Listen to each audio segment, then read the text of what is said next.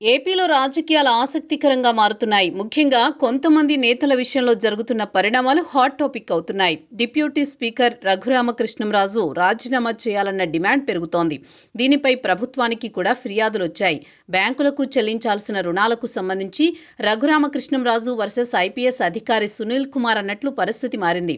Raghurama Krishnam Raju deputy స్పీకర్గా కాకుండా TDP నేతలా మాట్లాడడంపై కూడా అభ్యంతరాలు వచ్చాయి. దీనిపై ప్రభుత్వానికి సైతం ఫిర్యాదులు వచ్చాయి. అయితే తన రాజీనామాపై రఘురామ క్లారిటీ ఇచ్చారు. టీడీపీకి రాజీనామా చేయాలన్న డిమాండ్పై కూడా స్పష్టత ఇచ్చారు. సాధారణంగా స్పీకర్తో పాటు డిప్యూటీ స్పీకర్ పదవి రాజ్యాంగబద్ధమైనది.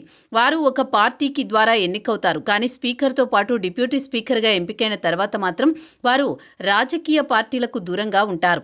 స్వతంత్రంగా వ్యవహరించాలన్న నిబంధన ఉంది. అలా అని ప్రాతినిధ్యం వహిస్తున్న పార్టీలోనే కొనసాగుతారు. కానీ రాజకీయ పార్టీ నేతల మాదిరిగా ప్రకటనలు, వివాదాస్పద అంశాల జోలికి పోకూడదు. కానీ రఘురామ మాత్రం వైసీపీ హయాంలో తనపై జరిగిన దాడులు, కేసులకు సంబంధించి గట్టిగానే మాట్లాడుతున్నారు.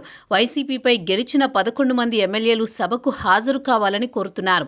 అయితే మొన్న మధ్యన బ్యాంకుకు రఘురామ కంపెనీలు చెల్లించాల్సిన రుణాలకు సంబంధించిన అంశాలపై ఐపీఎస్ అధికారి సునీల్ కుమార్ మాట్లాడారు.